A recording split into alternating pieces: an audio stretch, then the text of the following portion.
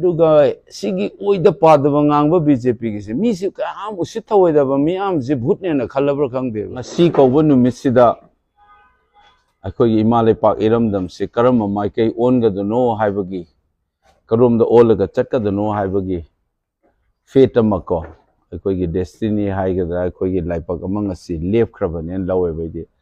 ai gi vote na taga akhoi gi India block ki election thoiba pobagi nataba aina so hai khan de haijabado handaki mikhal sidi hanagi sadharan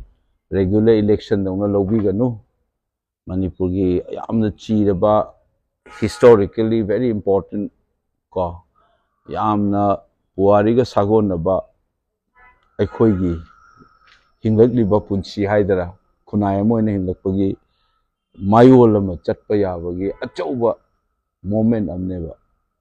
adu ui Miyam su ubiramani ko unprecedented amukta thokidriba mongi election ni handa kese ko Miyam punaga public conscious oidana thada naba tawnarai basida ngasi se laibak thibada amukta thengnada badum thoiba ithil haurei badu maina positive oiba pot Miyam da negative oiba amsu yaw khre ba se je violence main tawsi Miyam su thengnara moin khali hana ko boot capturing akoina with due respect Bihar gumba kari gumba da thokpa ina khanna ba leidana ko ri khara naksala ga na koina chingda election nate selection ni ka haibu gumba dudagi hena blatant no in the capital city makta da shahar ori basida bawba lai su hai mark se ga tawriba mawong adagi hojiki involved tawri haiba group sisu moi clarify tawjaraksanu ko video recording dagi migi testimony dagi ngang iba Miyam sida angpa potama akhoi gi leipak se kang khong chai dana chahi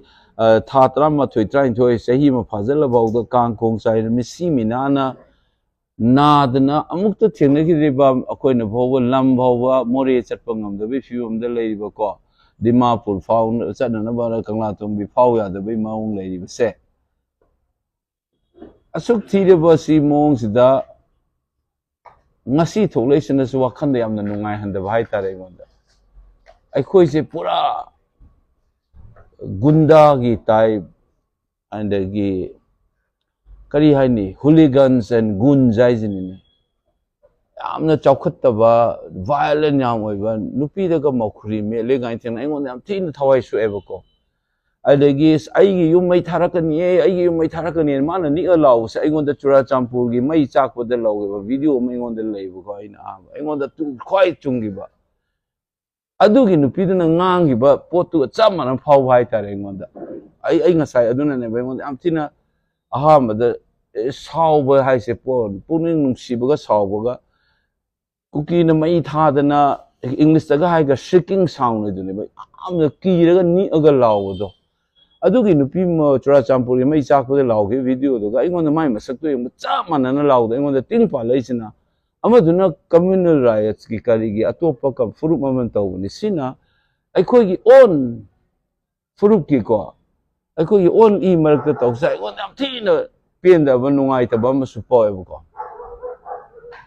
busi ahin tum yara mo e nupi do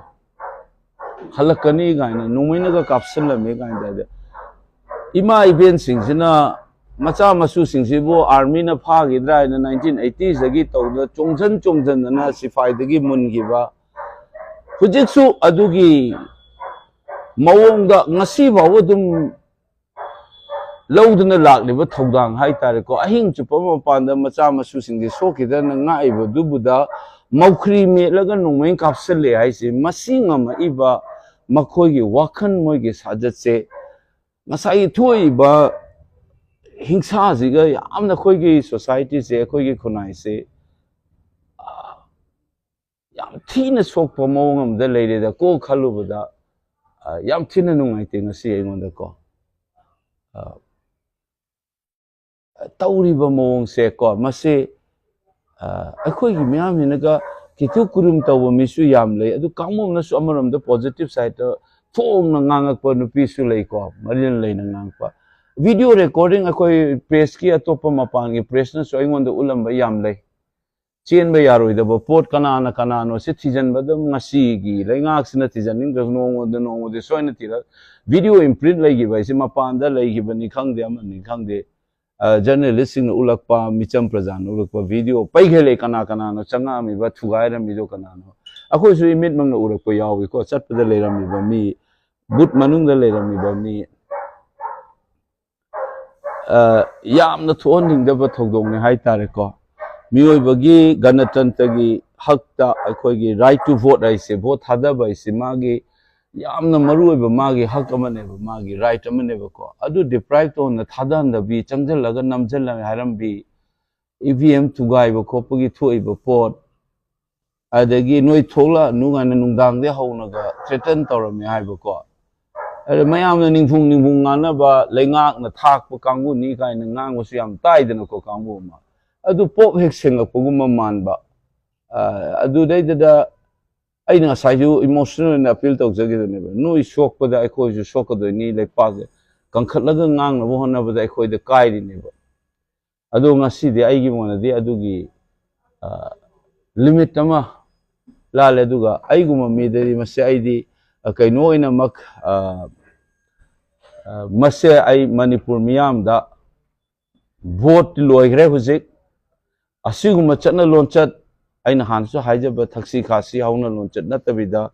ꯃꯃꯥꯒꯨꯝꯕ ꯃꯩꯔꯥ ꯄꯥꯏꯕꯤꯅ ꯀꯩꯊꯦꯜꯗ ꯐꯝꯗꯅ ꯂꯩꯁꯤꯗ ꯅꯣꯡꯃꯩꯅ ꯀꯥꯞꯁꯤꯜꯂꯝꯃꯦ ꯍꯥꯏꯒꯨꯝꯕ ꯃꯧꯀ꯭ꯔꯤ ꯃꯦꯠꯂꯝꯃꯦ ꯍꯥꯏꯒꯨꯝꯕꯀꯣ ꯑꯃꯁꯨ ꯑꯩ ꯆꯠꯂꯨꯏ ꯃꯅꯒꯟꯗ ꯅꯣꯡꯃꯩꯅ ꯀꯥꯞꯁꯤꯜꯂꯝꯃꯦꯅ ꯆꯍꯤ 64-65 ꯁꯨꯔꯕ ꯑꯃꯀꯣ ꯑꯁꯤ ꯇꯧꯔꯛꯏꯁꯤ ꯃꯄꯥꯟꯒꯤ ꯃꯤ ꯅꯠꯇꯦꯕ ꯑꯗꯨꯅ ꯑꯩꯈꯣꯏ ꯈꯨꯟꯅꯥꯏꯁꯤ ꯌꯥꯝ ꯂꯨꯔꯦ ꯑꯗꯨꯒꯤ ꯑꯩꯅ ꯃꯤꯌꯥꯝꯗ ꯍꯥꯏꯖꯅꯤꯡꯕ ꯍꯥꯏꯅꯤ ꯚꯣꯠꯀꯤ ꯋꯥꯡꯃꯅꯤ ꯑꯩꯈꯣꯏꯒꯤꯗꯤ ꯑꯩꯒꯤꯗꯤ ꯀꯟꯁꯤꯌꯁ ꯑꯣꯏꯁꯦ ꯚꯣꯠ ꯍꯥꯏꯁꯤꯁꯨ ꯑꯩꯗꯤ ꯃꯤꯟꯁ ꯑꯃꯈꯛꯇꯅꯤ ꯎꯄꯥꯏ ꯑꯃꯅꯦꯕ ꯑꯩꯒꯤ ꯊꯕꯛ ꯑꯃ ꯇꯧꯅꯤꯡꯕꯒꯤꯀꯣ ꯑꯗꯨ ꯅꯠꯇꯕ ꯑꯩꯒꯤ ꯁꯣꯁꯥꯏꯇꯤꯗ ꯊꯣꯛꯂꯛꯏꯕ ꯑꯩꯒꯤ ꯈꯨꯟꯅꯥꯏꯗ ꯊꯣꯛꯂꯛꯏꯁꯤ ꯀꯔꯤꯅꯣꯁꯦ ꯁꯨꯝ ꯁ꯭ꯇꯗꯤ ꯇꯧꯕꯗ ꯍꯟꯗꯛ ꯊꯣꯛꯂꯛꯏꯁꯦ ꯑꯩꯅ ꯃꯅꯤꯄꯨꯔ ꯃꯤꯌꯥꯝꯗ ꯍꯥꯏꯖꯅꯤꯡꯉꯤꯁꯦ ꯑꯩꯈꯣꯏ ꯂꯛꯁꯃꯟ ꯔꯦꯈꯥ ꯍꯥꯏꯗ꯭ꯔ ꯂꯤꯃꯤꯠ ꯂꯣꯏꯅ ꯂꯥꯜꯂꯦ ꯃꯁꯤ ꯂꯩꯕꯤꯔꯤꯕ CSO 이름담부 ꯅꯨꯡꯁꯤ 하이드나 마마 마빠 마윰 타도가 ꯆꯠꯇꯨꯅ ꯂꯩꯈꯤꯕ 이ꯆꯤꯜ 이나우ꯁꯤꯡ ꯂꯩꯉꯥꯛ ꯄꯥꯏꯕꯤꯔꯤꯕꯁꯨ ꯑꯆꯧ ꯑꯁꯥꯡ ꯑꯣꯐꯤꯁꯔ ꯂꯩꯕꯤꯔꯤꯕ ꯁꯥꯇ꯭ꯔꯒꯤ ꯁꯪꯁꯊꯥꯟ ꯂꯩꯔꯤꯕ ꯃꯌꯥꯝ ꯅꯍꯥꯔꯣꯟ ꯍꯧꯒꯠꯂꯛꯏꯕ ꯃꯌꯥꯝ ꯂꯩꯕ ꯑꯩꯈꯣꯏ ꯄꯨꯝꯅꯃꯛꯅ ꯇꯧꯔꯛꯏꯕ ꯄꯣꯠꯁꯦ ꯃꯁꯤ ꯀꯟꯗꯦꯝ ꯇꯧꯕꯗ ꯅꯠꯇꯅ ꯃꯁꯤꯒꯨꯝꯕꯁꯦ ꯑꯩꯈꯣꯏꯒꯤ ꯈꯨꯟꯅꯥꯏꯗꯒꯤ ꯃꯔꯨ ꯐꯪꯅ ꯃꯨꯊꯠꯅꯅꯕ ꯍꯣꯠꯅꯒꯗꯕꯅꯤ ꯍꯥꯏꯕꯁꯤ ꯑꯩ ꯃꯤꯌꯥꯝꯗ ꯑꯩ ꯑꯍꯥꯟꯕ ꯊꯝꯖꯒꯦꯕ ꯁꯤꯒꯤ ꯚꯣꯠꯀꯤ ꯅꯠꯇꯕꯤꯗꯀꯣ ꯑꯗꯨꯒ ꯑꯅꯤꯁꯨꯕꯗ ꯑꯩꯅ ꯀ꯭ꯂꯦꯔꯤꯐꯥꯏ ꯇꯧꯖꯅꯤꯡꯕꯁꯤꯅ BJPꯅꯒ ꯑꯃꯨꯛ ꯇꯧꯔꯒ ꯌꯥꯝ ꯅꯣꯛꯅꯤꯡꯕꯅꯤ ꯉꯁꯥꯏꯒꯤ ꯄ꯭ꯔꯤꯁꯥꯏꯗꯤꯡ ꯑꯣꯐꯤꯁꯔꯗꯨꯅ ꯀꯝꯄ꯭ꯂꯦꯟ ꯇꯧ ꯑꯩꯈꯣꯏꯒꯤ ꯃꯅꯨꯡꯗꯒ ꯀꯅꯥꯅꯣ ꯃꯌꯥꯝ ꯐꯝ ꯂꯩꯔꯝꯃꯦꯕꯀꯣ ꯐꯝ ꯂꯩꯔꯝꯃ ꯀꯥꯟꯗ ꯑꯩꯅ ꯆꯪꯉꯨꯕꯁꯤꯗ ꯑꯩꯈꯣꯏꯒꯤ ꯑꯦꯖꯦꯟꯇꯣ ꯑꯝꯇ ꯂꯩꯔꯝꯗꯦꯕ ꯑꯩꯈꯣꯏ ꯀꯣꯡꯒ꯭ꯔꯦꯁ ꯀꯩꯗꯧꯔꯦ ꯍꯥꯏꯔꯒ ꯈꯠꯅꯕꯗꯒꯤ ꯇꯥꯟꯊꯣꯛꯈ꯭ꯔꯦ ꯑꯗꯨꯏꯗꯨꯅꯦꯕ ꯀꯣꯟꯅ ꯑꯃꯨꯛ ꯉꯁꯥꯏ ꯚꯤꯗꯤꯑꯣꯗ ꯚꯥꯏꯔꯦꯜꯗ ꯐꯨꯔꯝꯃꯦ ꯇꯧꯔ ꯃꯥꯏ ꯅꯨꯄꯤꯗ ꯇꯧꯔꯤꯁꯦ ꯃꯥ ꯑꯃꯅꯦꯕ ꯑꯗꯨꯅ ꯕꯨꯠ ꯑꯅꯤꯗꯨꯗ ꯆꯪꯉꯨꯗ ꯂꯩꯔꯝꯅꯦ ꯑꯩꯅ ꯄꯨꯂꯤꯁ ꯑꯣꯐꯤꯁꯔ ꯀꯥꯏ ꯆꯠꯈ꯭ꯔꯦ ꯁꯤꯅꯦ ꯑꯩꯅ ꯑꯗ IPS ꯀꯥꯡꯕꯨꯅ ꯑꯍꯥꯟꯕꯗ ꯑꯩꯅ ꯍꯥꯏꯕꯅꯦ ꯑꯩ ꯀꯦꯟꯗꯤꯗꯦꯠꯅꯤ I am allowed to go inside ꯑꯩ ꯆꯦꯛ ꯇꯧꯕ ꯌꯥꯏ ꯔꯨꯜꯗ ꯌꯥꯎꯕꯅꯤ ꯃꯥꯅ ꯅꯪ ꯁꯤꯗ ꯂꯩꯕ꯭ꯔꯥ ꯅꯣꯏꯅ ꯉꯥꯡꯉꯒ ꯀꯃꯥꯏꯅ ꯊꯣꯛꯍꯜꯂꯤꯅꯣ ꯑꯩꯅ ꯍꯪꯕꯅꯦꯕ ꯑꯩꯅꯀꯣ ꯑꯗ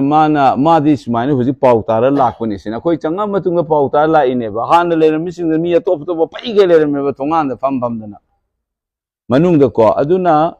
ꯑꯩꯅ ꯁꯤꯗ ꯑꯣꯐꯤꯁꯔꯁ ꯏꯟ ꯆꯥꯔꯖꯁꯤ ꯀꯔꯤꯅꯣ ꯅꯣꯏ ꯀꯅꯥ ꯇꯧꯕꯅꯣ ꯑꯩꯅ ꯑꯦꯄ꯭ꯂꯤꯀꯦꯁꯟ ꯑꯃꯁꯨ ꯏꯔꯝꯃꯒ ꯃꯣꯏꯗ ꯁꯤꯒꯅꯦꯆꯔ ꯂꯧꯔ ꯂꯥꯛꯏꯅꯤ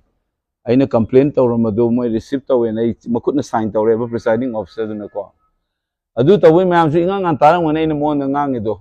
ꯅꯪꯒꯤ ꯖꯣꯕꯁꯤ ꯀꯩꯅꯣ ꯁꯤꯗꯩꯁꯤꯗ ꯅꯪ ꯁꯤꯗ ꯑꯩꯒꯤ ꯑꯦꯖꯦꯟ ꯐꯨꯔꯒ ꯇꯥꯟꯊꯣꯛꯈ꯭ꯔꯦ ꯍꯥꯏꯔꯒ ꯀꯃꯥꯏꯅ ꯇꯧꯔꯤꯅꯣ ꯊ꯭ꯔꯦꯇꯟ ꯇꯧꯔꯦ ꯑꯩꯅ ꯍꯥꯏꯗꯅꯀꯣ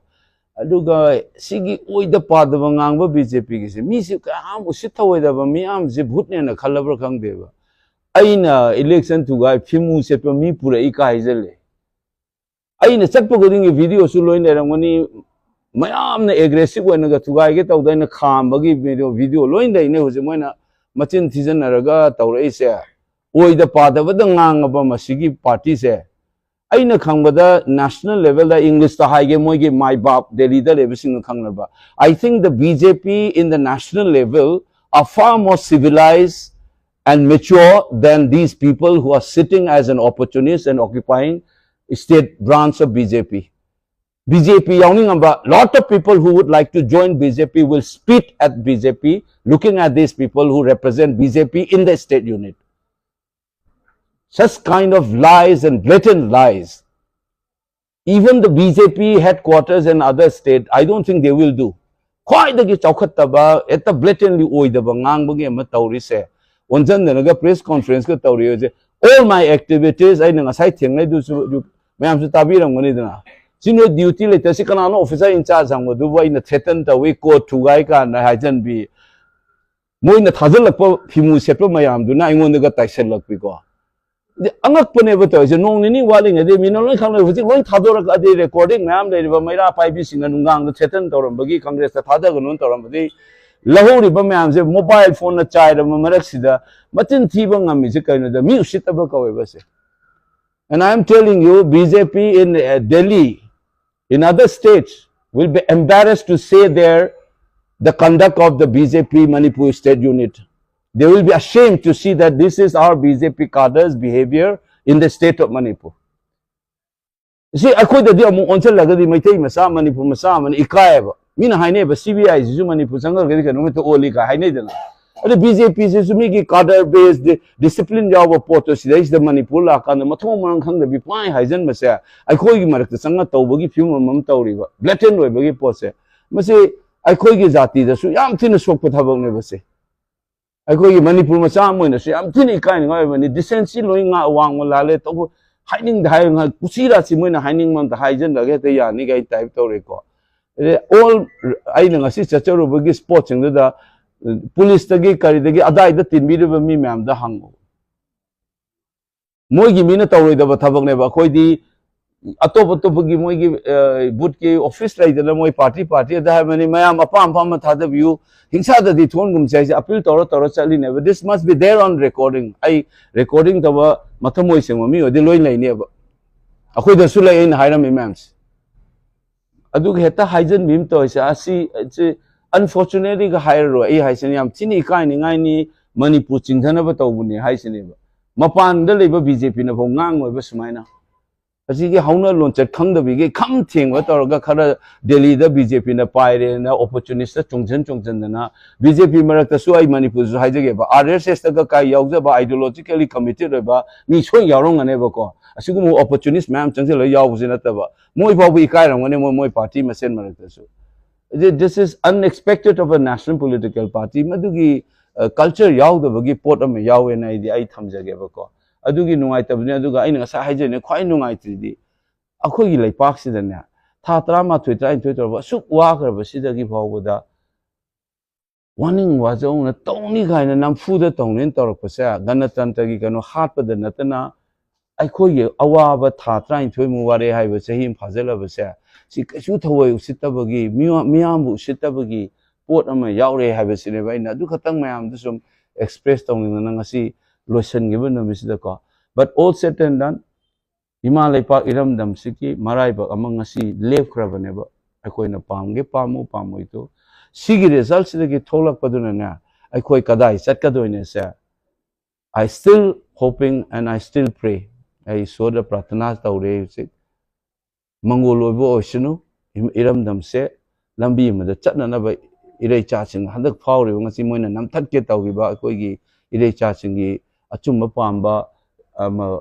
Chatting Balambi, Machat with the Taki Besa, Masi, a swing arm yaw the video is no the Nasi, haven't locked over a tongue whenever Kogi, Manipur destiny, a Kogi Fedama, I Miyam that I Kogi Lipo, I'm a lay crabbery Masi, a Patanunta, direction the Kadom Chaka, the Karama, my Kai the Chatwino, a Pava Lambi the Chaka the ocean, I know I lie the shooting jagger, Mayam Sudum Kurambiuko. As I want to tell us in a park with direction of Magi, Maraipa, and see Lake Craven. See Hijaget.